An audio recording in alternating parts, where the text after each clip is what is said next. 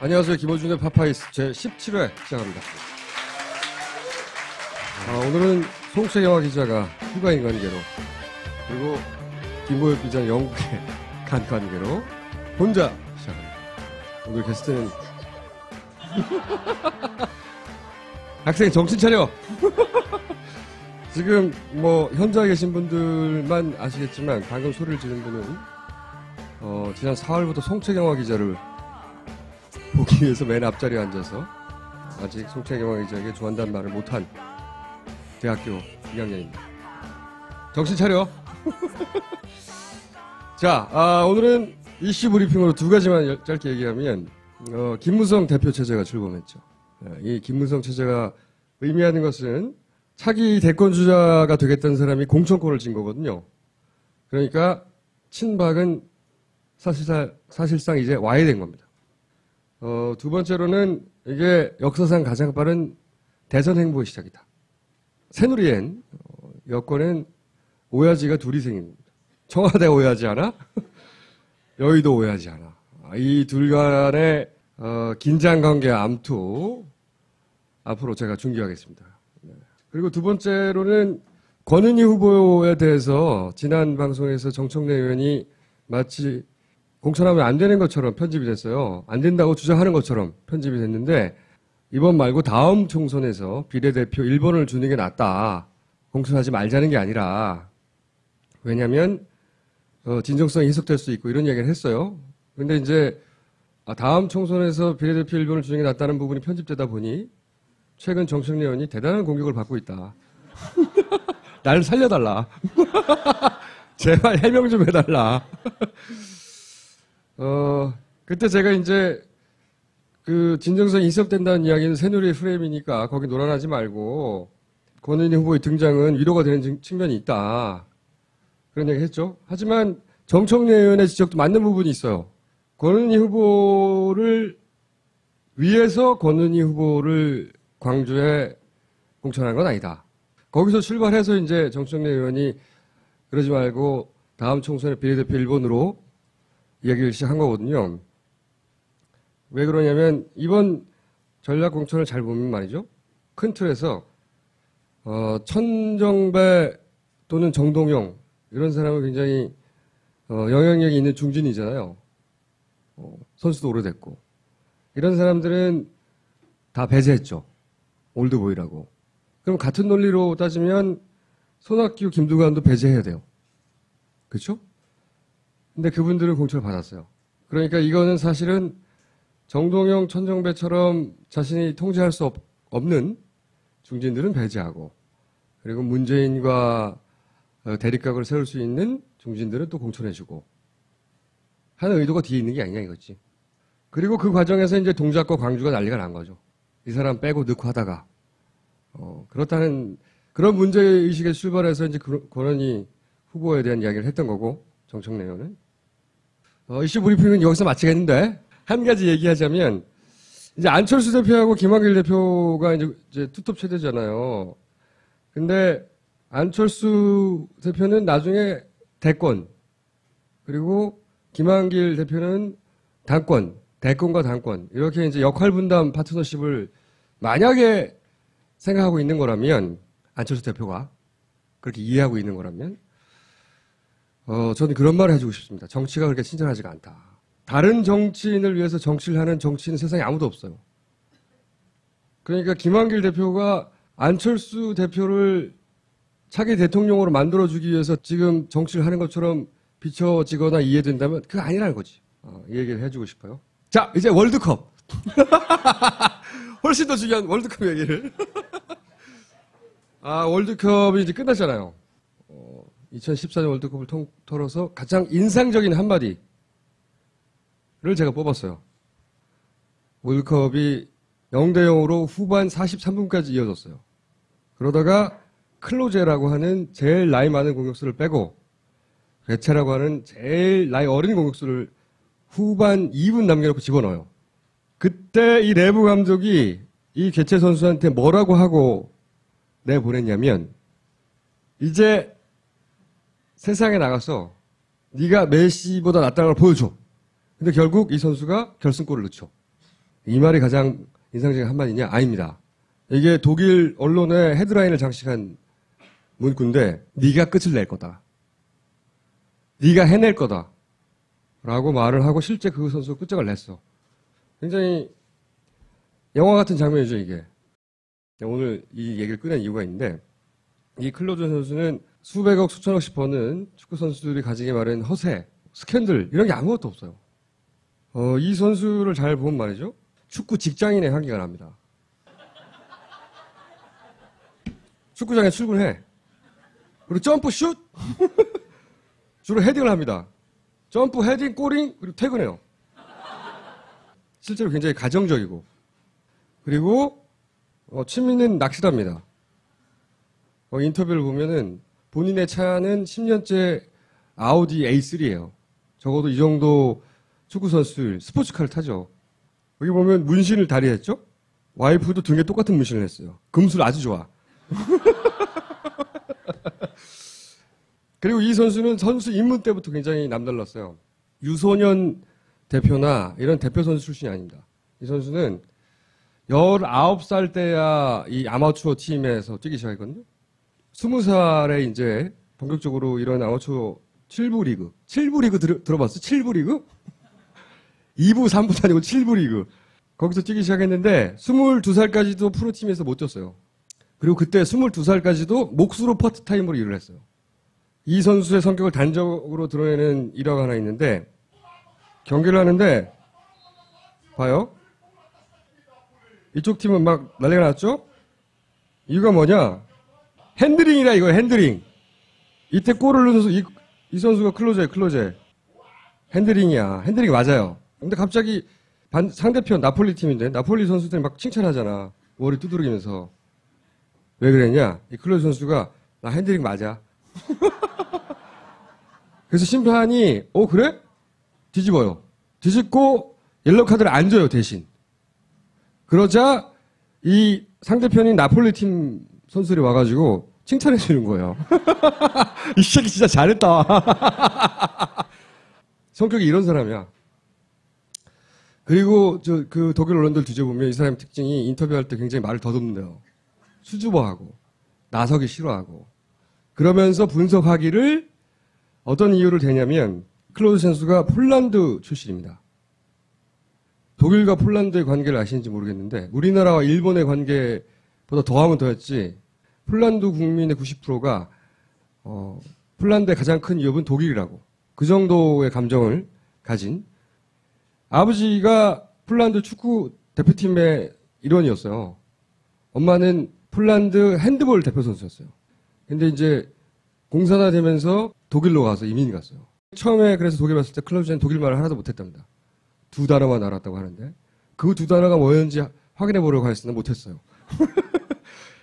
그래서 어릴 때부터 샤이했다. 그리고 그 성격이 지금까지도 이어진다. 와이프도 폴란드 사람이에요. 집에서 폴란드 말해요. 아이들도 집에서 폴란드어를 쓴대요. 그래서 2008년에 유로 2008을 폴란드에서 했거든요. 그때 폴란드 언론이 클로제하고 인터뷰한 게 있어요. 그때 보면 당신을 폴란드 사람이라고 여기냐 독일 사람을 여기냐. 클로제가 나는 독일인도 폴란드인도 아니고 나를 유럽인으로 봐달라. 굉장히 뭔가 짠하게 있잖아요. 그죠? 가장 제가 개인적으로 기억하는 것은 2012년에 독일 대표팀이 아우슈비츠를 갑니다. 그런데 제가 잊을 수 없는 건 그때 클로제의 표정을 유심히 봤어요. 제가 잊을 수 없는 장면이 이 장면이에요. 그 경계인으로서의 회한 이런 거. 너무 많이 나갔나? 월드컵 얘기하다가? 또 하나 또 생각이 났던 건 클로제의 마무리를 보면서 첫 번째는 황선홍이 생각났어요. 황선홍 선수. 94년에 볼리비아전이 있었습니다. 그때 골만 넣으면 우리나라가 사상 최초로 16강 올라가는 거예요. 그리고 최약체였어요, 볼리비아가. 그러나 우리의 황선홍 선수는 우수한 찬스를 하늘로 날립니다. 그래서 그때 별명이 똥볼 황선홍이 됐어요. 지금 박주영 선수는 될 것도 아니에요. 근처도 못 갑니다. 황선홍 선수가 나와서 경기를 뛰기만 하면 모두가 비아냥대렸어요. 그래서 일본으로 갔죠. 일본에 가서 득점만 먹었어요. 지금은 잘 나가는 감독이고 우리나라 2002 월드컵에 첫 골을 넣은 멋진 선수로 기억되고 마감됐잖아요. 그게 8년 걸린 겁니다. 그러면서 저는 박주영 선수도 생각이 났어요. 요즘 가루 박주영이 돼 있죠? 사람들 참 잔인해. 한번 먹이가 되면 놓아줄 줄을 몰라요. 가루 박주영에게 그런 마무리 기회가 있기를 기원하면서 월드컵 특집을 여기서 마치고 한 가지 얘기를 더 하자면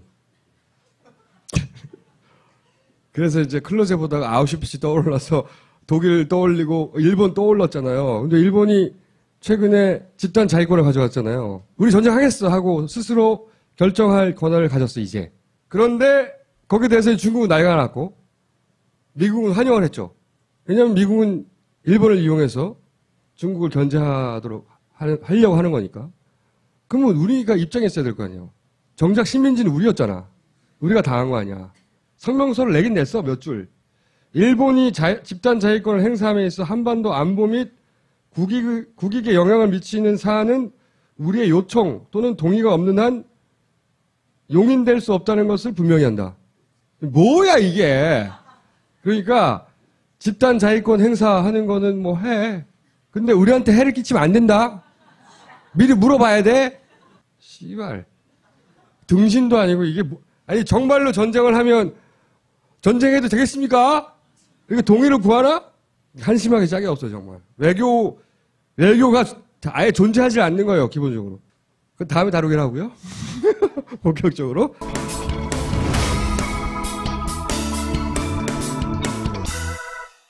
자, 그러면 오늘의 게스트 김현미 의원을 소개합니다. 저희가 김현미 의원을 모신 건 말이죠. 국회에서 세월호가 어떻게 돌아가고 있는지 중간 점검도 하고 보고를 받기 위하여. 사실은 저희가 한번 모셨잖아요. 그때만 하더라도 당권과 너무 멀어서 당대표를 한 번도 본 적이 없고 김현미 의원이 지금 간사로 활동하고 있는 이 국정조사가 어떤 분위기로 진행되고 있는지 저희가 몇 가지 단상을 얻을 수 있는 영상을 보기로 하겠어요. 먼저 AI가 터졌어요. 네네. AI가 터졌어. 대통령께서 AI 책임자한테 전화를 해요. 네. 이 AI 확산되지 않도록 모든 동원할 수 있는 사람을 다 동원해서 AI 막아라. 그러면 그 책임은 이게 컨트롤 타워가 대통령입니까? AI 같은 경우는 이제 컨트롤타가 농식품부 장관입니다. 예를 들어서 산불이 났어요. 산불이. 회의 진행에 협조해 주시기 바랍니다. 산불이 났는데 산불이 났어요. 네. 산불이 나서 인가가 막 있는데 막 지난번에 그렇게 회의에 지금 끼어들어서 지금 그렇게 개입하지 말아 얘기를 주십시오. 했어요. 네네. 똑바로 해야죠. 회의 진행에 협조해 주시고 그렇지 않으면 지금 제가 퇴진시키겠습니다. 산불이 났는데 굳이 그 조리 독감을 예로 든 이유가 있지 않을까 하는 생각도 들어요. 이해도 가는 측면이 있습니다. 대통령을 변호하려고 한 거죠. 변호하려고. 이런 분위기예요. 대통령이 뭐 그렇게 잘못했냐. 이런 분위기. 그리고 그러니까 1, 2, 3정 이 배에 닿아서 지금 선원들 15명을 일단 저 배에서 내리게 했단 말이죠. 이제는 객관적으로 밝혀졌습니다. 이 선원임을 언제 알았습니까? 선원들은 하기는 11시 10분에 알았습니다. 2차 연기할 때. 끝까지 그렇게 여기 위정 그러니까 처음 태운 사람들이 선원인지 몰랐냐 알았냐. 그래가지고 선원들하고 그걸 구분할 시간이 여기가 없었습니다. 그러니까 하필이면 5명 선원만 남기고 지금 나머지 선원을 보냈다. 그리고 그때는 선원인지 몰랐었습니다. 707 행정선에. 자 좋습니다. 더 이상 내가 그렇게 함부로 지금 저 회의 개입에 하지 마십시오. 시간 멈춰. 퇴장시키십시오. 그 배에 처음에 태운 사람들이 선원인지 몰랐냐 알았냐. 몰랐다고 하니까 유가족 쪽에서 그걸 모를 리가 있냐고 소리를 지르니까 심재철 위원장이죠. 심재철 의원은 새누리당입니다. 유가족을 퇴장시키는 장면이에요. 자, 그런 분위기 하에서 오늘 나오신 김현미 간사의 활약상도 잠깐 보시겠습니다.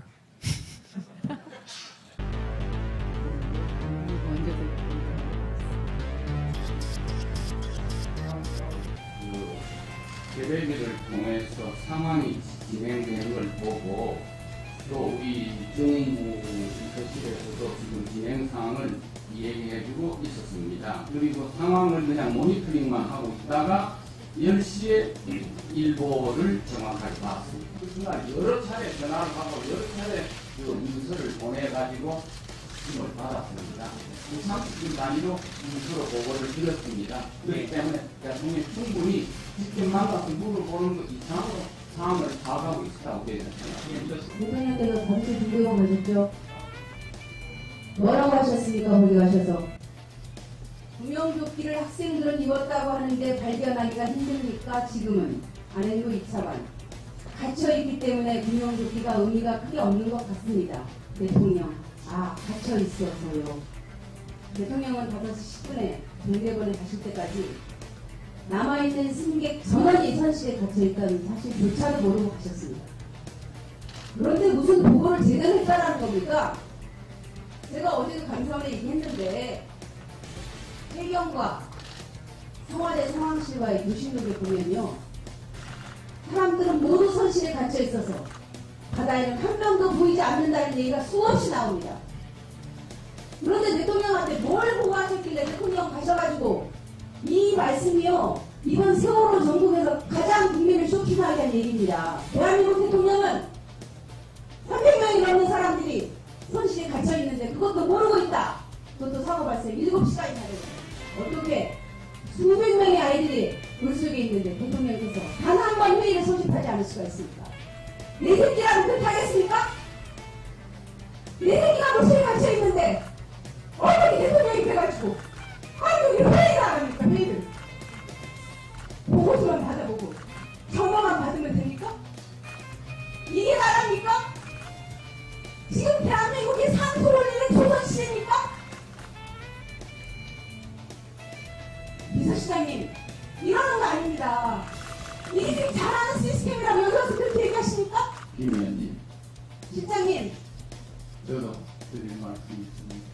들을 말씀 없으시고 실장님은 사직하셔야 됩니다. 즉각 물러나십시오.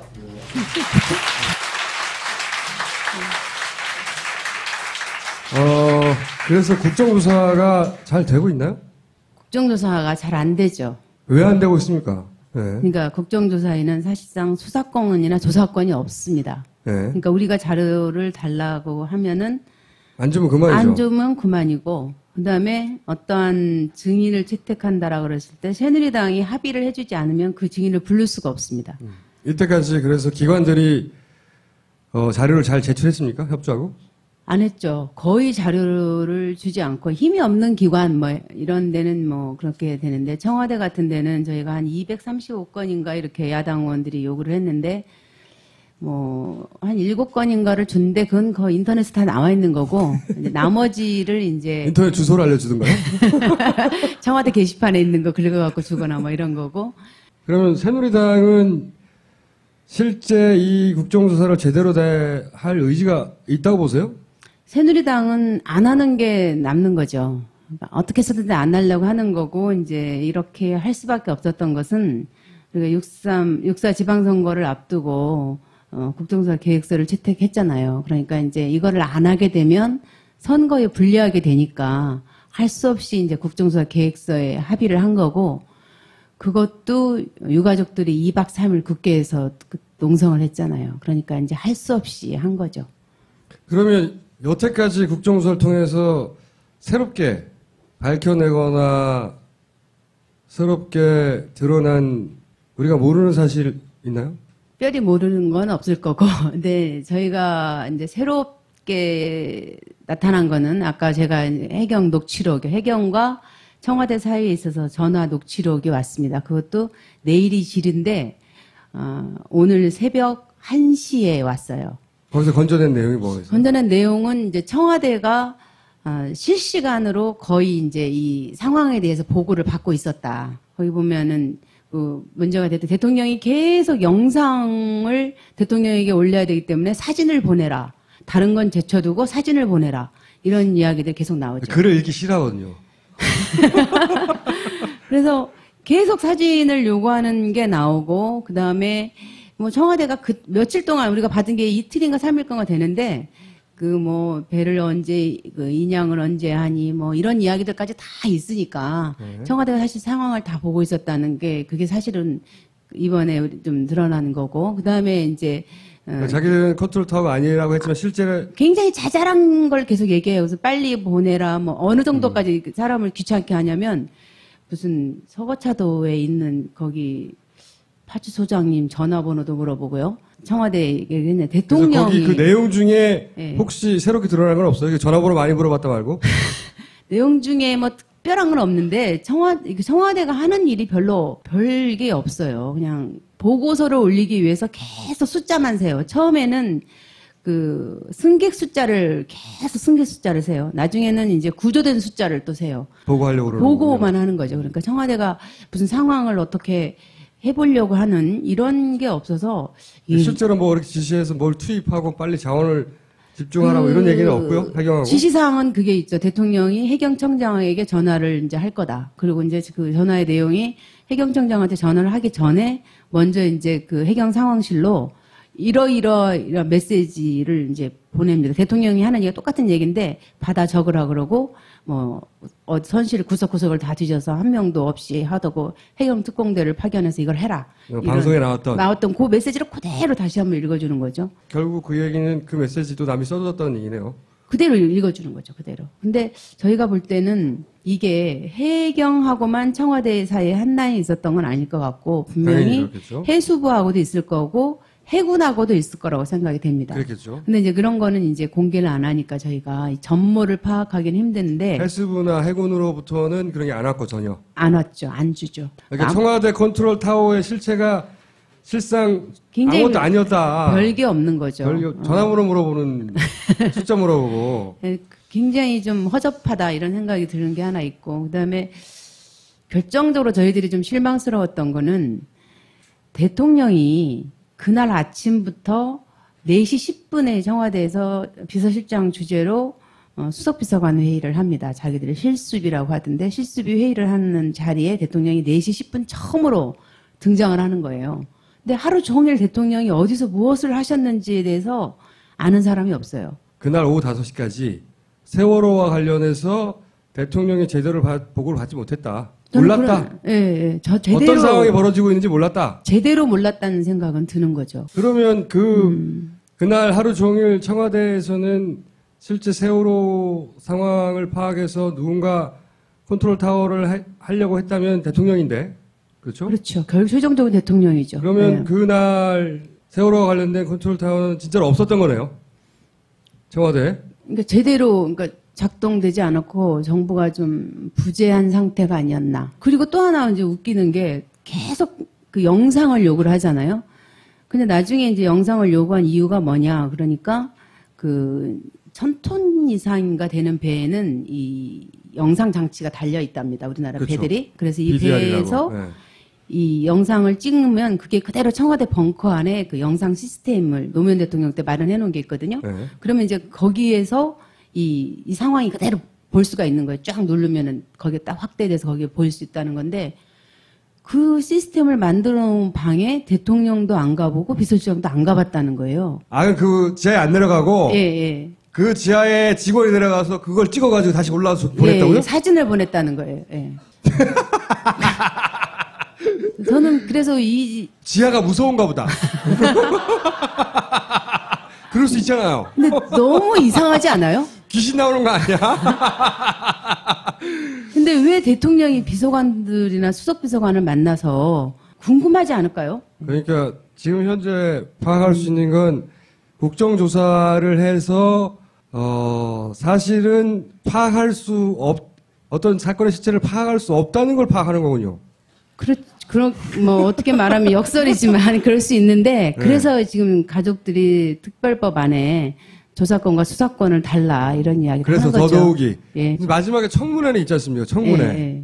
국정조사 과정 중에 기관들이 보고를 안 해서 불성실해서 실질적인 조사가 안 된다고 하면 마지막에 이제 청문회 불러놓고 그때 이제 실시간으로 생중계하면서 묻고 답하면서 뭐 실수로라도 나오는 답변을 건질 수가 있는데 청문회 증인들은 후보가 누구고 그리고 그 사람들이 실제로 청문회 증인으로 나올 수 있나요?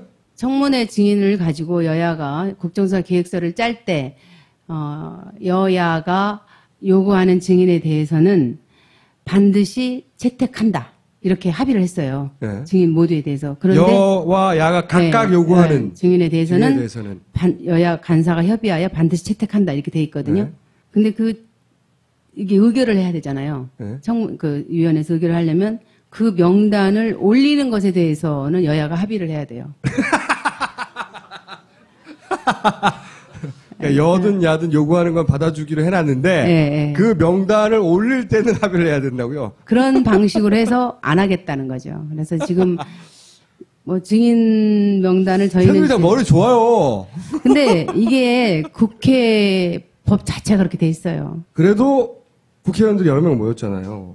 그러면 제가 요청을 하나 드릴게요. 제가 그 유가족들 중에 혹은 배에 탔던 생존자든 희생자든 그분들과 통화를 했던 사람들 중에 유가족 아니더라도 친구든 자신들이 통화했던 혹은 통화를 시도했던 기록이 폰에서 사라졌는데 네, 그 얘기는 하더라고요. 그거를 이통사에서 확인할 길이 없다. 예. 왜냐하면 요금이 발생하지 않으면 확인해주지 않는다고 해서. 근데 어쨌든 이통사가 정책이 그렇다 하더라도 그 서버에 있는 기록은 남아 있거든요. 확인하려고만 든다면 그걸 확인해 보실 생각은 없어요? 유가족들이 그런 요청을 안 하나요? 질문을 했었죠, 저희가. 네, 질문을 했었는데 아직 자료를 안 줬어요, 그것도. 네. 이통사도 그렇죠. 네. 우리 방에서 한 게 아니고 이제 다른 이통사는 의원실에서 국가기관이 했는데 아니잖아요. 의무가 없다고 생각하는 거죠, 자기들도. 네. 이통 3사도 이통 3사가 그 기록을 안 줄 이유는 별로 없지 않습니까? 뭐 어려운 것도 아닌데. 기통사가 주는 게 아니라 결국은 이제 부처가 받아서 저희들한테 주는 것이기 때문에. 정부 부처에서 이통사의 예. 요구해서 이통사로부터 받아서 정부 부처가 줘야 되는데 그렇죠. 예. 어쨌든 그러면 정부 부처가 요구를 하고 있지 않다고 봐야 되겠군요. 안 이통사. 하는 거죠. 예. 이통사가 뭐 정부에 달라는데 안 줄 리는 없고. 예, 개인 뭐 어쩌고저쩌고 이러면서 안 줍니다. 예. 아니 개인 어쩌고저쩌고는 개인 그 부모나 가족이 요구하는 건데 당사자도 있고 현재까지는 안 주고 있어요. 안 준다니 더욱 의심스럽군요. 안 줄 이유가 없는 건데. 국정조사가 그러니까 잘 안 되고 있답니다. 안 되고 있습니다.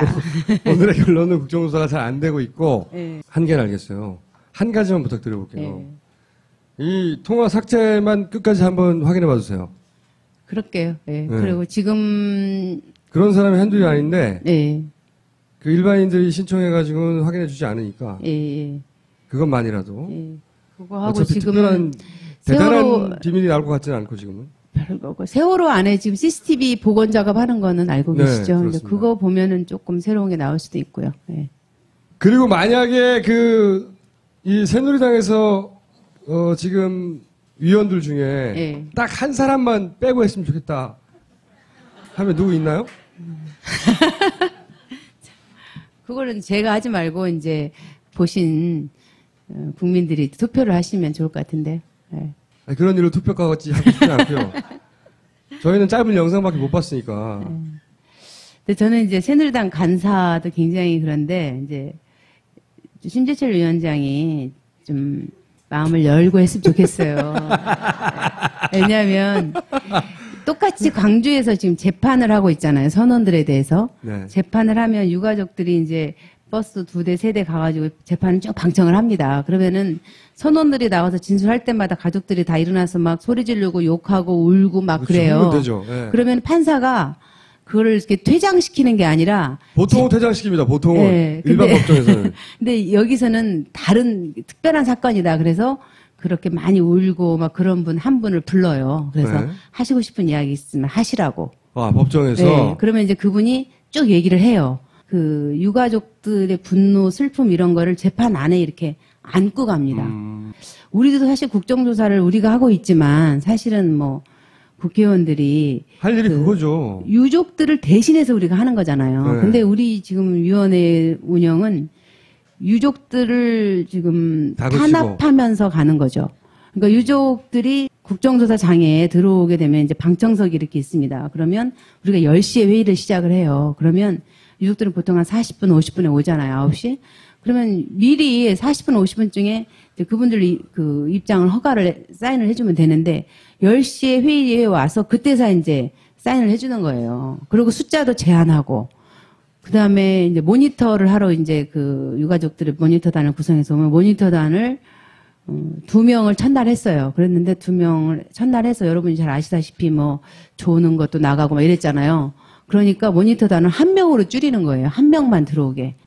그리고 이제 언론도 그 팟캐스트라든가 이런 뭐랄까 시민들이 하는 이런 작은 방송국들은 못 들어오게 하는 거예요. 이렇게 회의를 진행하는 사례를 제가 본 적이 없어요. 유족들이 말 한마디만 하면은 조용히 하시라고 한 번만 더 그러면 쫓아낸다고. 그리고 급게 쫓아냈잖아요. 그래서 심위원장을 쫓아내야 된다는 얘기입니까 지금? 그걸 뭐 제가 말할 수는 없고. 말했는데 뭐.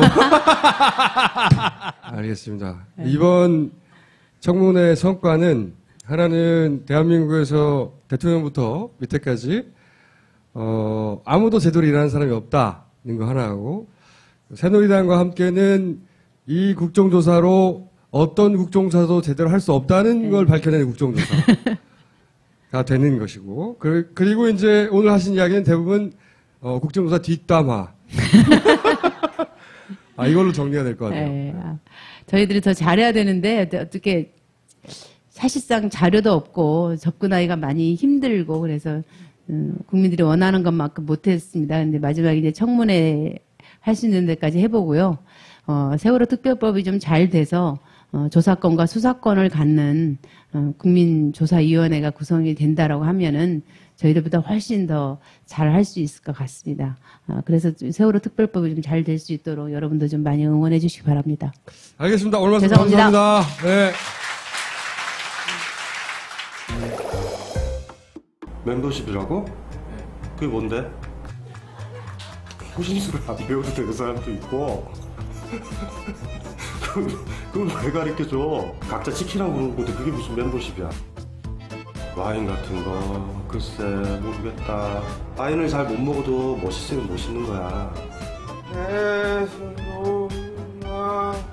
저 노래방에 가보면은 그 성악 부르는 아이들 있으면 저기 옮겨야 된다 자리를 이렇게 보내고 지금 내가 들어보니까 이 멤버십도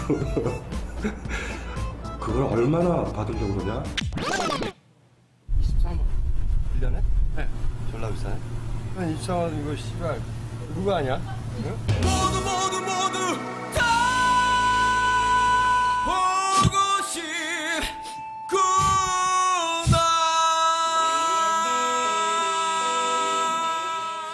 왜 광고가 이래? 아니 가입을 하라고 유도를 해야지.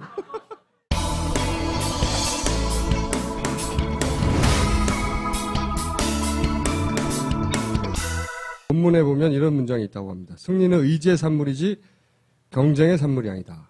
할머니가 손자에게. 이 김초혜 선생 아세요? 조정래 선생 사모님인데 네. 2006년 프랑크푸르트에 도서전이 있었어요. 네. 제가 거기 갔었죠. 갔는데 한국 식당에 쭉 갔더니 문인들이 다 있어요. 근데 조정래 선생이 계시더라고요. 김초혜 선생 계시는데 제가 얘기했죠. 조정래의 태백산맥보다 김초혜 선생의 시 한 구절이 나의 가슴을 더 울린다. 뭐냐? 얘기했죠, 제가. 먼저 사랑하고 나중까지 사랑하게 하소서. 이런 시를 쓴 분이 김초혜 선생이에요. 그래서 김초혜 선생을 엄청 존경한다고 그랬더니 야, 조정래 선생이 너무너무 좋아하더라고요. 별로 재미없었어요? 얘기가 끝난 거예요? 네, 끝났어요. 그런 김초혜 선생이 쓰신 네. 시공미디어의 책 오늘 광고였습니다. 자, 정청래 의원 나오셨습니다. 네. 네. 참 겸손인. 이 시대의 참 겸손인 중문현 부소장 정청래입니다. 반갑습니다. 오늘 긴급히 나오신 이유는 뭐냐면 이렇게 되면 중문현이 뭐냐라고 물어봐야 되는 궁금하지 않아요. 그럴 줄 알았어요. 중요한 문제 연구소 부소장. 왜냐하면 소장은 최고 전문가들 있잖아요. 그거보다 좀 낮은 급으로 중요한 문제를 항상 연구하고 그리고 거기에 대해서 설명하는 오늘은 세월호 특별법. 그래서 이 특별법이 왜 중요한지 일목요연하게 간단하게 신속하게 정리해 주시려고. 세월호 특별법 지금 전국의 초미의 관심사고요. 그리고 새누리당 지도부와 새정치민주연합 지도부가 오늘 시간으로 국회에서 5시에 단판 회담을 했는데 결렬됐습니다. 원래는 네? 오늘 지금 녹화하는 7월 16일 날 통과시키겠다 하고 박근혜 대통령도 약속한 사안인데 약속이 지켜지지 않고 있죠. 세월호 특별법은 5가지로 압축 요약할 수 있습니다. 첫 번째는 세월호 참사가 일어난 진실이 뭐냐. 그래서 진상규명위원회를 두자. 이것이 첫 번째 쟁점이고요. 제일 중요한 문제입니다. 두 번째는 진상규명위원회 위원 구성을 어떻게 하는가. 세 번째는 공개적인 청문회를 할 것인가 말 것인가. 네 번째는 국가가 책임이 있다. 국가가 배상해야 된다. 이런 것을 명시하느냐 마느냐의 문제이고요. 그 다음에 유가족들은 뭐 그렇게 강조하지 않지만 저희로서는 중요한 문제이죠. 배상, 보상, 지원사업, 추모사업 그리고 이 일환 중에 대학 입학, 특례 뭐 이런 것 5가지가 핵심 쟁점이죠. 그 5가지가 어디서 충돌하고 있는 겁니까? 새누리당하고. 첫 번째는 진상규명을 철저하고도 제대로 하려면 유가족들이 주장하는 실제로 진상규명위원회 위원 중에 검사를 위원으로 임명하고 수사권, 기소권까지 가져야 제대로 되지 않겠느냐라고 유가족들은 입법 청원을 했습니다. 새누리당이 이걸 결코 받을 수 없다. 이것이 사실은 지금 타결이 되느냐 마느냐 핵심 첫 번째 중요한 사안입니다. 근데 이제 그 김현미 의원 얘기 들어보면 실질적으로 국정조사에서는 조사권, 뭐 수사권이 없기 때문에 되는 게 아무것도 없다라고 했으니까 적어도 조사 혹은 수사권은 있어야 되는 거 아닌가요? 기소권이야 뭐 별개로 하더라도. 그러니까 기존에 무슨 진상조사위원회가 많았습니다. 과거사 진상규명위원회도 있고 뭐 진실과 화해위원회도 있고 있었는데 진실을 밝히려고 하는 순간 조사권, 수사권 이런 게 없다 보니까 한 발짝도 못 나간 거죠. 그렇기 때문에 이번에는 좀 달라야 된다. 실질적인 조사권이 보장되어야 된다. 그래야 진실규명이 된다. 이렇게 유가족들과 저희 새정치민주연합은 주장하고 있는 거죠. 근데 새누리당은 전례가 없다. 법리체계가 무너진다. 라고 이렇게 항변을 하고 있는데 그때 제가 얘기했어요. 그러면 세월호 참사가 전례가 있는 사고였느냐? 법리체계가 흔들리는 것이 그렇게 중요하냐? 대한민국 전체가 흔들리고 있는데 이렇게 말하면 또 할 말이 없죠. 이걸 제가 주장한 거죠. 저 자랑스러운 눈빛. 그래서 받나요 지금? 받을 가능성이 있나요? 절대 안 된다. 그리고 이건 받을 수 없다. 이렇게 주장하고 있어요. 근데 여기서 좀 디테일하게 나가면 유가족 입법 청원에는 검사가 위원으로 참여를 하는 수사권, 기소권까지 입법 청원이 돼 있고 유가족들은 주장을 합니다. 근데 저희들은 조금 완화시켜서 특수사법경찰관 제도를 두자. 그러면 수사까지 가능한 거죠. 그렇죠. 예. 경찰은 그러니까 수사권이 있으니까 지금. 그리고 이제 예를 들어서 자료 제출을 거부한다. 이 나쁜 놈. 그리고 영장 신청을 할 수가 있는 거죠. 거기까지. 예. 그래서 저희는 실질적인 조사권의 보장, 이런 수사권이 있으면 그러면 담당 검사가 있지 않겠습니까? 네. 이거를 굳이 얘기하면 특임 검사. 이렇게 되면 수사권이 보장되기 때문에 기소권은 아직 뭐 그것이 옳은 것은 아니지만 검찰에서만 기소권을 지금 갖고 있잖아요. 기소 독점주의. 네. 그래서 이거는 유가족들처럼 저도 그렇게 됐으면 좋겠다 이런 생각을 갖고 있지만 현실적으로 이것을 뚫기가 네. 너무 어렵고 그리고 너무나 그런 기간이 길기 때문에 빨리 통과를 시켜야 된다면 그 부분만큼은 조정이 가능하다 이런 생각으로 새누리당이 어쨌든 그래서 수사권을 받을 가능성이 있나요? 현재로서는 완강합니다. 그런데 지금 국회에 유가족들이 단식 농성 벌이고 있고, 그리고 350만 국민들이 지금 세월호 특별법 통과를 위한 서명도 하고, 그래서 결국은 국민 여론으로 굴복시키는 길밖에 없다. 이렇게 생각을 합니다. 첫 번째 쟁점이고. 사실 그게 없으면 나머지 그 뒤로는 의미가 없죠. 수사할 수 없는데, 조사할 수 없는데, 강제로. 그래서 특수 사법 경찰 요 정도만 도입되면 어느 정도 해갈이 될 수 있다. 제 말은 그걸 새누리당이 안 받으면 네. 다수당인데 안 받으면 계속 공전하는 거 아니에요 또? 저는 강성이다, 완강하다 이런 차원을 떠나서 이게 되지 않으면 진실규명은 사실상 어렵고 또 특별법을 이거 없이 통과시키면 면죄부를 주는 꼴이기 때문에 저는 특수사법경찰관 제도 이것이 없는 상태에서는 통과되면 안 된다 이렇게 생각하고 있습니다. 제 말은 그 의지는 알겠는데 그리고 그거 때문에 지금 유가족들이 국회 앞에서 단식 논송을 하고 있어요. 근데 새누리당이 그걸 안 한다고 하면 네. 현실적으로 방안이 뭐가 있냐는 거죠. 방안은 끝까지 싸우는 수밖에 없죠. 그리고 저는 그게 안 되면 저는 세월호 특별법 TF팀에 참여할 저는 하등의 이유가 없다 이렇게 생각합니다. 세월호 특별법을 만들자는 자체가 전체가 다 사기인 거죠. 새누리당에서 그렇게 나오면. 그렇죠. 적어도 일반 국민들이 최소한 수사권은 주라라고 계속 자신의 게시판이나 트위터나 블로그나 이런 데 주장해 줘야 되겠네요. Of course. 중국말로 당난. 그 외에 말씀하신 이후에 네 가지는 사실 1번이 해결 안 되면 의미가 없는데 근데 1번 그 수사권 여부, 실질적인 조사권 보장 이렇게 용어를 정리하자면 이거 사실은 이것이 핵심 중에 핵심인데 두 번째, 세 번째, 네 번째, 다섯 번째도 못지않게 중요해요. 그러면 나머지 네 개를 간략하게 요약해 주세요. 왜 중요한지. 진상규명위원회 위원 숫자가 어떻게 되느냐 이것도 수사권 못지않게 중요합니다. 저는 지금 5대 5대 5로 하자고 주장하고 있어요. 저는 개인적으로. 여기서 5는 유가족인가요? 여 5, 야 5, 그리고 피해자 가족 추천 5. 그래서 5대 5대 5로 하는 게 좋겠다. 새누리당은 별로 솔직히 안이 없어요. 단일한 안 법으로 했으면 좋겠으니까. 단일한 법으로 그렇죠. 낸 게 없어요. 근데 저희 새정치민주연합 안은 6대 6대 3 이렇게 법안은 돼 있어요. 그러면 6대 6대 3이면 15명이죠? 그럼 될 줄 알았어요. 그랬더니 새누리당이 뭐라고 들고 나왔냐면 중요한 의사결정을 할 때는 3분의 2로 하자. 그러면 예를 들어서 과반이 아니라 그러면 15 중에서 네.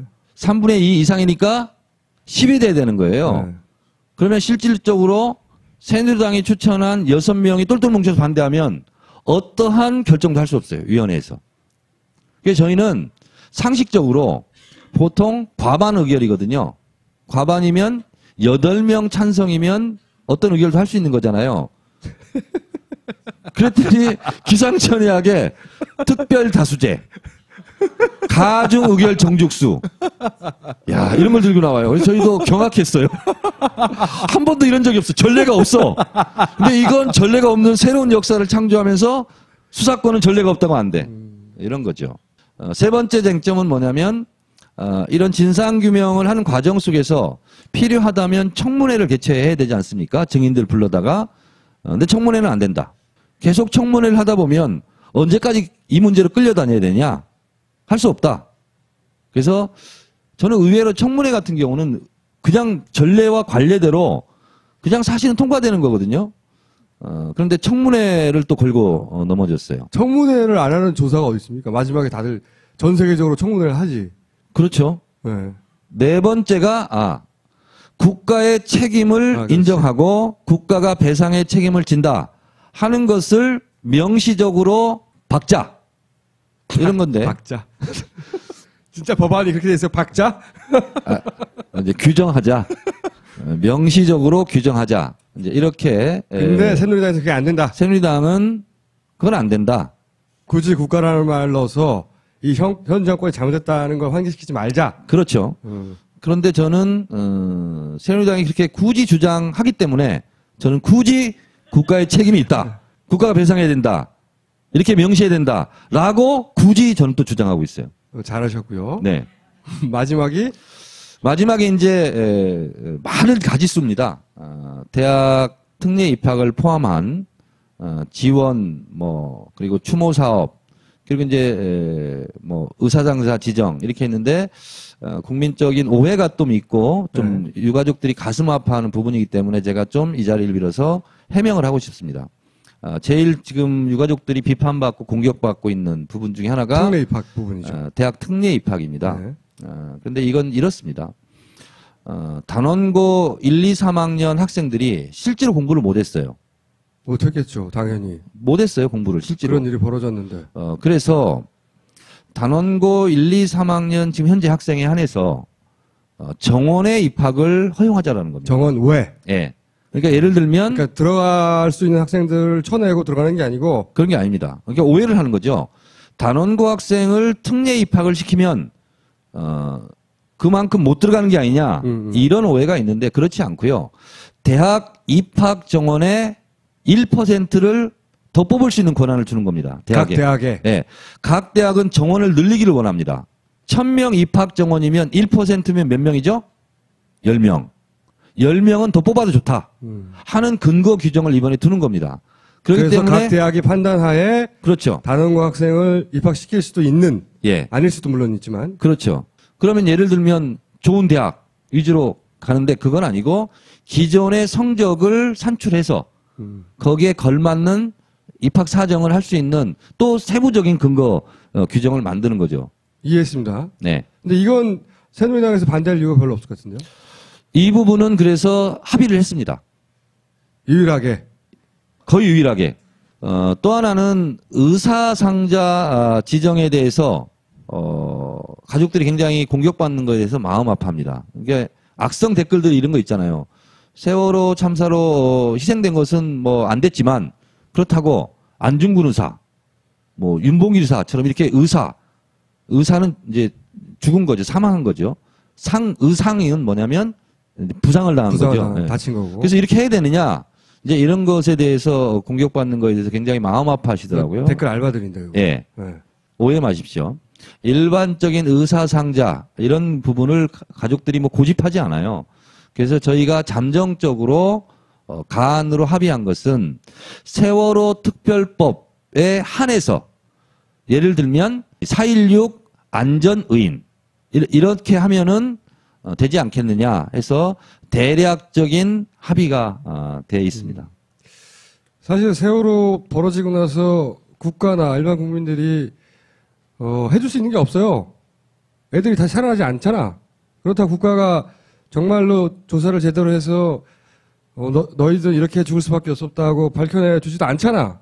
그런데 이제 이런 이야기가 나오면 예를 들어 보상, 배상 얘기 나오면 그래서 자식들 이용해서 돈을 벌려고 한다든지 예. 한다고 하는 거냐라는 네. 댓글 혹은 무슨 니네가 의사자냐 아니면 빨리 수색 끝내라 아니면은 빨리 인양해라 당장 아니면 대학 니들 때문에 열심히 공부한 애들은 피해를 받아야 되냐 이런 댓글들이 굉장히 많아요.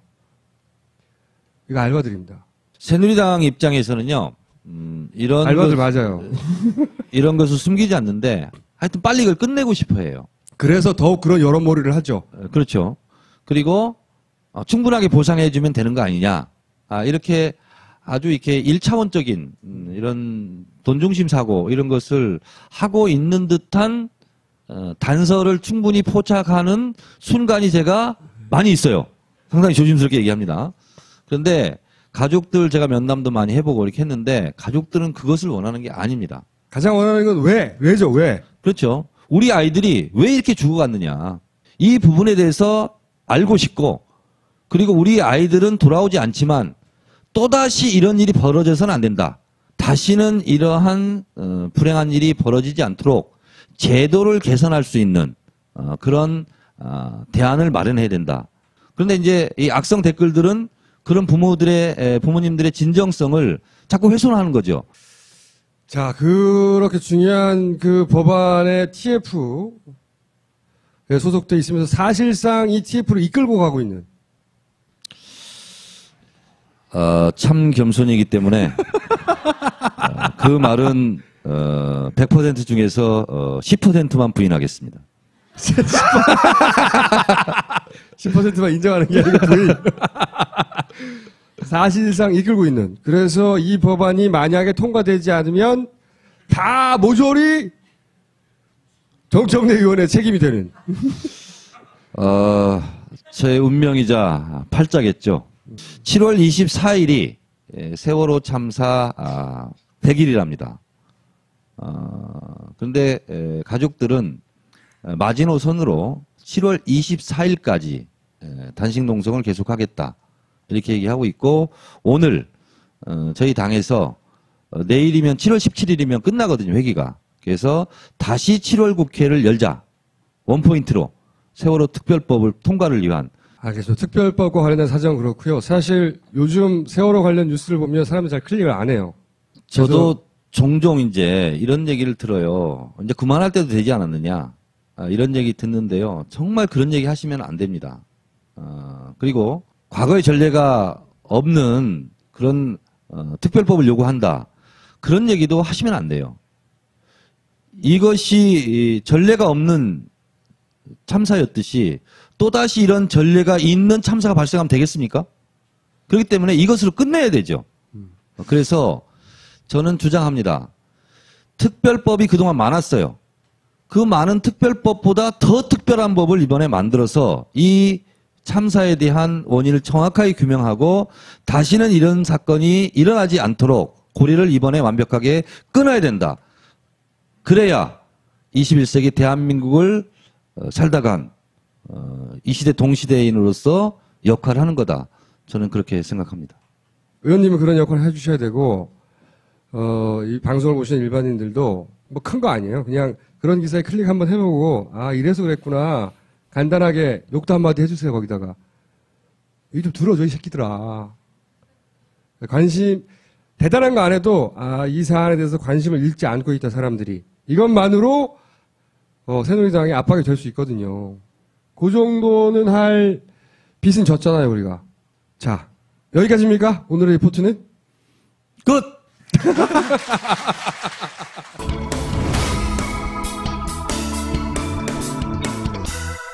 자, 퀴즈를 냈지 않습니까? 퀴즈. 제가 이번에도 굉장히 많은 분들이 답을 보내왔는데, 왜 독일은 전자투표를 10년이나 하다가 다시 원시적인 손으로 쓰고 개표하는 방식으로 돌아갔을까요? 지난주 질문이었어요. 답변 중에 제가 가장 마음에 들었던 답변이 이겁니다. 유행은 돌고 도는 거니까요. 거제도. 네. 그 다음으로 마음에 드는 것은 두 글자입니다. 손맛? 독일 명차도 중요한 부품은 손으로 조립한다. 정답은 아니지만 이렇게 재치 있는 분들도 지난 그 퀴즈 정답 보내주신 분들하고 저희가 날을 정할 겁니다. 송채 기자 있는 날 고지를 할 겁니다. 거기로 오세요. 그때 거기로 오셔서 저희한테 밥을 사시면 됩니다. 자, 퀴즈 정답. 이렇게 보내신 분들도 있지만 사실은 독일 대사관에 문의한 분도 있어요. 그분은 아직 답을 받지 못했답니다. 독일 대사관에서 한 달 정도 걸린다고. 정답을 지금부터 알려드리겠습니다. 그리고 왜 이 문제를 냈는지도 알려드릴 텐데. 독일뿐만이 아니고 사실 유럽의 몇몇 국가가 그랬는데, 독일은 우선 거의 10년간 이 전자투표를 이용하고 있었어요. 2009년에 다시 손으로 쓰는 걸로 돌아갔는데, 왜 그렇냐? 그 설명으로 들어가기 전에 지난 시간에 왜 개표 참관인이 실제 가봤더니 심사집계부에서 제대로 안 보던데? 이런 얘기 했잖아요. 그 제대로 안 보던데 하던 사람들이 누구냐면, 테이블에 앉아있는 사람이 누구냐면 개표 사무원이에요. 이 사람들은 선관위 직원이 아닙니다. 오해하시는 분들이 많은데, 개표 사무원들은 그동안은 선관위에서 자체로 뭐 공무원이나 교사나 뭐 은행원이나 이런 분들 중에 선발해서 운용을 했어요. 그런데 지난 6.4 지방선거부터 이 투명성을 높인다고 25% 주는 25%를 일반인들 중에서 공모를 했어요. 그러니까 일반인도 섞여 있고 선거 개표 사무원 테이블에 쭉 앉아 있는 사람들 있지 않습니까? 10만 명이 넘어요. 그 사람들이 전국적으로. 그 개표 사무원들은 선관위 직원이 아니다. 그런데 참관인들이 보기에는 선관위 직원 같고 그 사람들이 대충대충 하는 것 같다라고 지난 시간에 얘기했잖아요. 이번에는 그 대충대충 하는 것 같다고 하는 개표 사무원을 인터뷰를 했어요. 이번에 6.4 지방선거에서는 어떤 부에 배치되셨어요? 심사집계부에서 했었고요. 이번 6.4 지방선거에 참여했던 구가 어디였습니까? 강남구. 네, 강남구에서 하셨었고. 강남구 개표 사무원. 제대로 심사 집계를 하지 않는다라고 지난번에는 이제 개표 참관인 사무원이 아니라 참관인이 인터뷰를 했었어요. 그 개표 참관인의 지적에 대해서 어떻게 생각하세요? 동의할 수 있는 부분인 것 같아요. 저희 테이블에서 배수교만 3개만 했어요. 처음에 이제 그 개표 사무원들도 다 그날 다 처음 만나는 사람들이 모이는 거거든요. 그렇겠죠. 그러니까 네. 서로 모르는 상황에서 이를 개표 그 책임 사무원의 지휘에 따라서 이제 하는 건데 네. 심야로 시간이 넘어가면서 이제 집중도가 좀 떨어지잖아요, 업무가. 아무래도 그렇겠죠. 그러면은 서로 은연중에 네. 이제 더 빨리 처리할 수 있는 걸로 자꾸 의견들이 모아지는 거예요. 그 개표 사무원들도 일을 하면서. 빨리 끝내고 퇴근하자. 예, 심사집계부 한 테이블에 한 책임 사무원까지 7명밖에 안 되거든요. 그 7명이 그 넘어오는 수십만 장의 그 투표지를 수개표 할 수가 없잖아요. 처음부터 이건 말이 안 되는 상황이었던 거죠. 처음에 막 이렇게 하다가도 뒤로 가면서 이제 다 이제 그냥 고무줄만 풀어서 그냥 개수만 하는 식으로 넘어가는 거죠, 계속. 100장 묶음에 홈표가 있는지 없는지를 검증하는 것은 적어도 본인이 겪기로는 불가능했네요. 예, 맞습니다.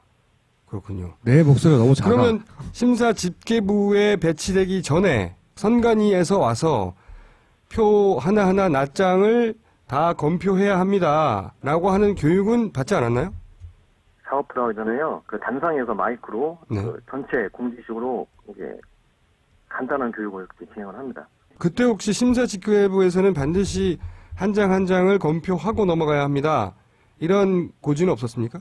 예. 제가 느끼기에는 심사집계부에서는 책임사무원도 마찬가지고 선관위 관계자들도 그리고 그 각 정당 참관인들도 심사집계부로 와서 제대로 하고 있는지 그걸 확인하고 감독을 다 했어야 된다고 저는 생각을 하거든요. 그리고 선관위 직원들도 계속 수시로 다니면서 보면서 그게 안 될 때는 지적을 하고 해야 된다고 생각을 하는데 네. 그거에 대한 그 아무 제재가 없었습니다. 그 상황이 그러면 개표 끝날 때까지 계속됐어요? 예. 제 생각에는 이건 시스템의 문제라고 보여지는 거예요. 그러니까 심사집계부 수검판 쪽으로 모든 초점을 맞춰서 네. 그 개표 프로세스를 설계를 했다면 네. 그렇다면 심사집계부가 가장 많은 스트레스를 받았어야 되거든요. 네. 근데 어떤 그런 제재도 없었고 그 심지어 이제 한 새벽 4시 넘어가서는 그 끝에 그 많은 표가 넘어오니까 네. 덩어리만 세자. 100장을 풀지도 않고 그냥 100장이 몇 개지만 세자. 그럼 마지막에 있는 100장이 안 되는 작은 단위 있잖아요. 네. 굳이 좀 늦은 시간에 이거 다 풀지 말고 그 뒤에 것만 개수를 하자라고 할 정도로 정말 대충대충 되는 거군요. 예, 지금 보면은 그 몇몇 정당 참관인 분들도 계속 투표지 분류기에 의구심을 갖고 계시기 때문에 현장에서 그 부분, 그 투표지 분류기를 보시면서 그 부분을 좀 보시려고 한 것 같아요. 본인의 경험상으로 보자면 심사집계부에 더 많은 인원이 배정돼야 되고 가장 많은 관심이 집중돼야 된다. 그렇죠. 이분은 제보를 해보신 분인데 지난 방송을 듣고 나서 사실이다. 참관인이 본 대로 제대로 안 된다.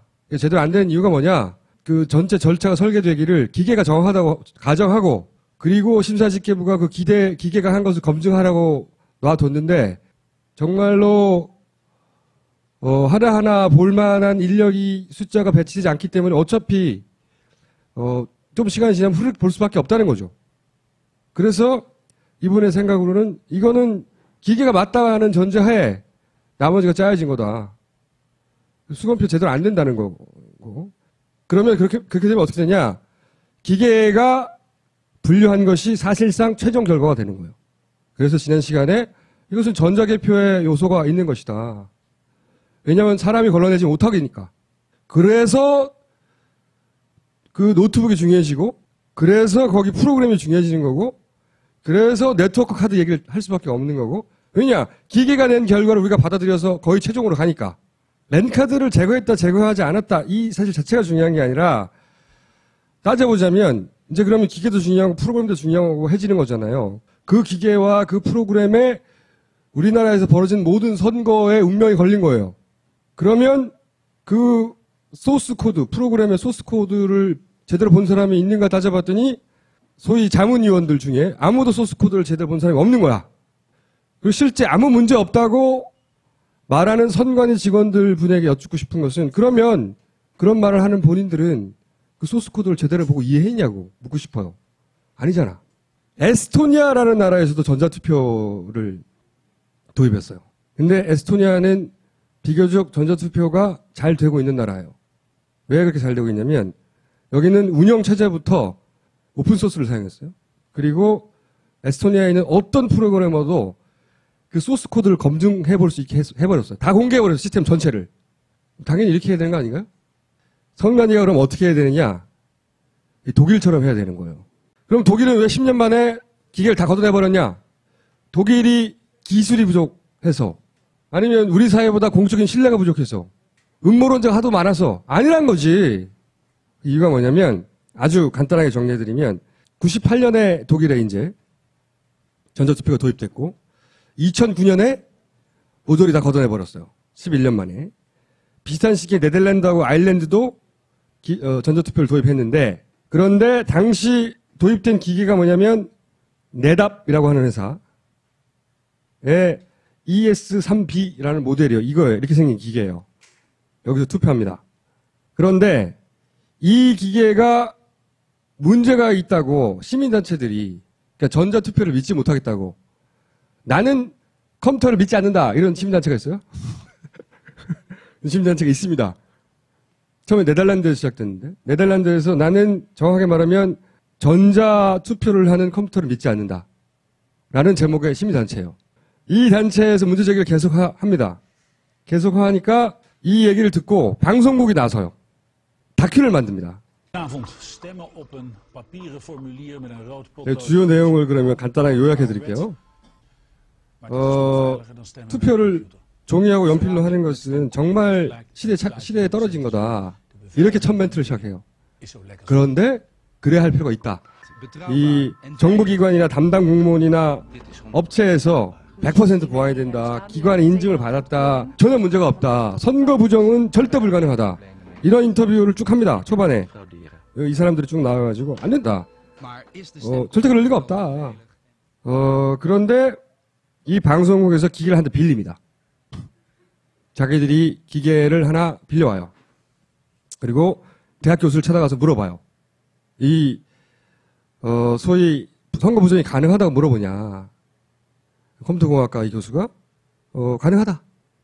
라고 답변하자 방송국에서 찾아간 시민단체가 뭐냐면 아까도 얘기한 우리는 그러니까 전자투표를 하는 컴퓨터를 믿지 않는다. 라는 단체를 찾아갑니다. 허접한 단체예요, 그냥. 창고에 2명 있는데 가가지고 이 기계를 빌려와서 갖다 줘요. 니네가 이거 검증해봐라.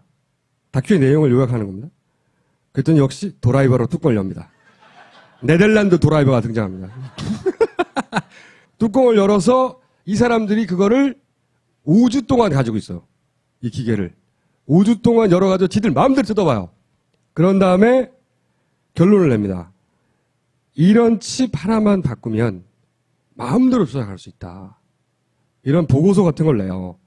여기 보고서 내용인데 보고서 내용을 보면 뭐 이런 칩이 있는데 이 칩을 바꿔 끼면 간단히 누구든지 원하는 선거 결과를 낼 수 있다. 그런데 이 칩을 바꾸는 게 굉장히 쉽다. 그리고 더욱 중요한 것은 이 칩을 바꾸는지 아무도 모른다. 자기들이 이 칩이 똑같이 생겼는데 바뀌는지 안 바뀌는지 어떻게 하냐. 이런 걸 실험으로 보여줘요. 그리고 이 결과를 가지고 다시 교수를 찾아갑니다. 찾아가서 이 기계가 이렇게 작동하고 있다는 것을 아는 이 공공기관의 공무원이 있을 것 같냐? 물어보니까 이 사람이 자기가 알고는 아무도 모른다, 사실은. 실제 소프트웨어가 어떻게 작동하는지 그들은 모른다. 그리고 이제 장관을 찾아갑니다. 이 관계부처 장관을 찾아가가지고 이런 사실이 있는데 어떻게 할 거냐 그랬더니 장관이 보안을 강화하면 된다. 이게 이제 마지막 다큐의 내용이에요. 관련은 어디다 비슷해요. 여기서 우리하고 차이점이 있습니다. 뭐가 있냐면 이런 문제 제기를 시민단체가 시작한 문제 제기거든요. 아주 조그만 시민단체예요. 근데 이런 문제 제기를 여기서는 방송국이 직접 덤벼서 다큐를 만든다는 거죠. 큰 차이가 있는 거예요. 우리나라에서는 그런 얘기하면 이 기계에 접근할 수가 없어요. 내놓지를 않는데 그 네덜란드 관료는 그래 계속 해봐 테스트 하고 기계를 줬다는 거. 그리고 이 테스트를 무슨 인정받은 기관에서 한 게 아니라 조그만 창고에 있는 시민단체한테 직접 해보라고 던졌다는 거죠. 그 사람들을 인정해 준 거죠. 그리고 이게 실제로 방송에 나왔고 그리고 네덜란드는 1년 후에 종이와 연필로 돌아갑니다. 그리고 이 다큐가 나온 다음에 독일에서 논란이 시작된 거예요. 왜냐하면 독일에서 사용된 기계도 이 방송에서 사용된 기계하고 거의 유사하거든요. 그리고 독일에서는 CCC라고 카오스 컴퓨터 클럽이라고 하는 시민단체가 똑같은 문제 제기를 해요. 비슷한 시기에. 이거 된다니까 해킹? 그리고 2007년에 정치학자 요하임 비너스라는 사람하고 그 아들 물리학자 율리히 비너스라는 사람이 아예 연방헌법재판소에 제소를 해요. 이거 해킹 되잖아 이거. 이거 다 이 기계 다 걷어내야 돼. 그러자 헌법재판소에서 교수들하고 관련 전문가들을 부릅니다. 그래서 물어봐요. 그랬더니 전문가들이 이거 가능하다. 그리고 하드웨어를 만약에 바꿔치기 하면 발견하기 어렵다. 불가능하다. 그러면서 이 CCC라는 클럽이 시연도 해보입니다. 그 앞에서. 그래서 그 다음에 2009년에 헌법재판소에서 기계 다 걷어내! 하고 결정합니다. 그리고 다시 연필로 하는 거예요. 그 판결의 핵심적인 내용이 뭐냐? 헌법재판소에. 독일어를 모르기 때문에 번역해가지고. 쉽게 풀어서 얘기하면 길게 썼는데 일반 시민이 아무런 전문 지식도 없이 선거 과정 전체를 완전하게 감시, 감독할 수 있어야 하는데 그러니까 기계도 모르고 소프트웨어도 모르고 랜카드도 모르고 광학 판독 기술이 뭔지도 모르고 윈도우도 모르고 펌웨어 몰라 바이오스도 모르고 다 몰라도 선거 과정 전체를 자기가 원하는 만큼 완전하게 감시 감독할 수 있어야 된다는 거죠. 그런데 이 기계가 돌아가는 한 그게 불가능하다는 거예요. 민주주의에 반한다는 거예요. 그래서 멋지잖아요. 비슷한 시기에 아까 말한 아일랜드도 비슷한 결정합니다. 아일랜드도 굉장히 재밌게 결정이 났는데 아일랜드 위원회를 구성합니다. 결론을 낸 게 뭐냐면 보고서를 냈어요. 그중에 핵심 내용이 뭐냐면 그 기계에 저장된 데이터가 실제로 사람들이 투표할 때의 데이터인지 아닌지 확인할 방법이 없다는 거예요. 어떻게 확인해? 기계에 저장됐는데 그 기계에 저장된 데이터가 그때 일반 국민들이 하나하나 클릭해서 눌러서 그때 저장된 건지 아닌지 디지털 데이터이기 때문에 확인할 수 없다. 그러면서 쭉 그게 핵심적인 내용이고 쭉 보고서를 냈는데 그중에 재밌는 내용도 있어요. 실제로 칩이 교체 가능하냐 실험해보자. 그랬더니 그 네덜란드에 우리는 컴퓨터 싫어해. 걔네들이 시연을 합니다. 얼마나 빨리 될 수 있냐.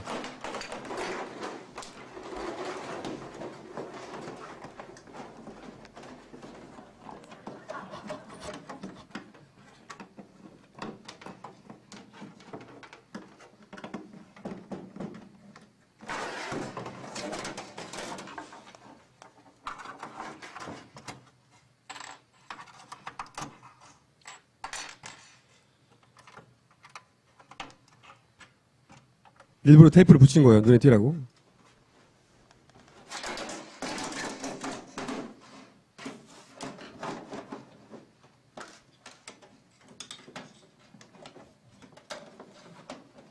웃기지 않아요? 이런 거 한다는 게? EPR 롬이라는 칩을 바꾼 건데.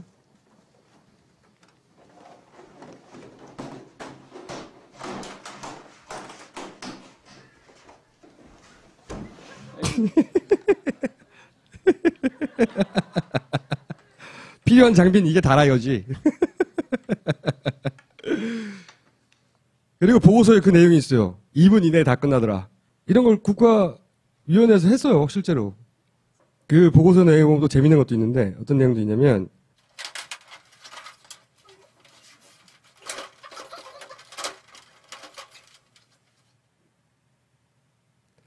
네덜란드 투표의 90%는 이 기계로 하는데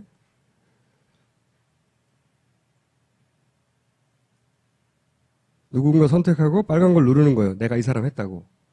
간단한데 근데 이때 삐삐 소리가 난답니다. 누를 때마다 삐삐삐 이렇게 누굴 눌렀다고. 그러면 이 장치로 그 시그널을 분석하면 누굴 찍었는지 알 수 있대요.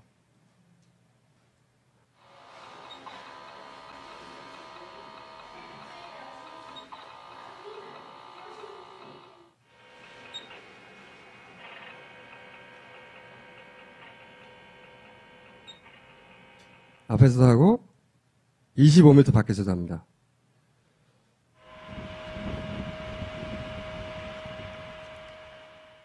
굉장히 유치해 보이는데 이런 실험했어요. 그러니까 이 주장은 뭐냐면 우리는 누굴 눌렀는지 모르는 비밀 투표인 줄 아나. 사실은 다 알 수 있다. 다 분석하고 그리고 이 칩이 박혀 있으면 실시간으로 거기에 따라서 숫자를 맞춰갈 수 있다. 이런 주장을 한 거예요. 그리고 그걸 받아들였어. 아일랜드 커뮤니티에서, 위원회에서. 그래서 아일랜드도 다 걷어내버렸어요. 실제로 전자투표의 부정이 발견됐기 때문에 걷어낸 거 아니에요. 사실은 전자투표에서의 부정이 있다 손치더라도 발견하기도 어렵죠. 디지털이니까. 아일랜드 국가위원회 판결, 네덜란드의 결정, 전부 다 실제로 그런 부정을 발견했기 때문에 바꾼 게 아니라, 그래, 그런 가능성이 조금이라도 있는 거야? 그럼 안 되는 거지! 하고 다 걷어낸 거예요. 그 결정적인 차이인 겁니다. 부정선거, 혹은 그런 단어만 꺼내도, 선거에 뭔가 문제가 있다면 단어만 꺼내도 이게 다 음모론자거나 아니면 증거도 없으면서 절차도 잘 모르면서 믿지를 못하고 이렇게 말하면 안 되는 거예요. 걱정하는 사람들이 있으면 오히려 거꾸로 기계를 갖다 놓고 거꾸로 다 분석하고 다 공개하고 해야 되는 겁니다. 그래서 다음 시간은 일본 기계를 한번 들여다보고 우리나라 기계도 이렇게 됐어야 되는 거 아니야?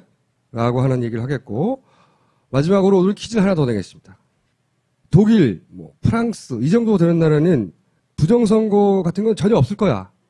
있었다 하더라도 무슨 2차 세계대전 이럴 때 있었을 거야. 이렇게 생각하시는 분들이 많을 거예요. 아니라는 거. 미국은 특히 많고요. 독일, 우리가 절대 그럴 리가 없어 라고 믿는 독일이나 프랑스 같은 나라도 2000년 넘어서 유명한 사건들이 있습니다. 실제. 부정선거의 사례로. 미국은 많아요. 오늘의 퀴즈는 2000년 이후에 부정선거의 사례로 발각된 사건이 있다면 보내주시고 인간의 본성은 시대하고 지역하고 상관없는 거예요. 그걸 효과적으로 제어하고 통제할 장치, 문화, 제도가 발달해 가는 거지 틈이 있으면 그게 독일이건 프랑스건 우리가 그럴 리가 절대로 없다고 믿는 나라에도 다 이런 일이 일어나요. 잘 모를 뿐이죠. 관심이 없어서. 그래서 영국의 유명한 극작가 톰 스토퍼드 이런 말을 했어요. 자기 대표작이 점퍼스래요. 나는 이 말밖에 모르는데 점퍼스라는 연극에서 이렇게 말을 했습니다. 이렇게. 어려운 단어는 없죠. 두 번째 퀴즈입니다. 뜻이 뭘까요? 사실은 제가 하고 싶은 오늘 말의 핵심이 이겁니다. 이거 좀 이상하지 않을까? 근데 나한테 증거가 없으니까 이렇게 말했다가는 안 될 것 같고 그러지 않아도 되는 거예요. 의문하는 걸 두려워하지 마세요. 원래 완벽하지 않아도 돼요. 모든 위대한 발견 혹은 고발들은 다 아주 사소하고 단순하고 불완전한 의문에 출발하는 겁니다. 그래도 된다는 거예요. 의문하기를 두려워하지 마세요. 오늘은 여기까지 하겠습니다. 네.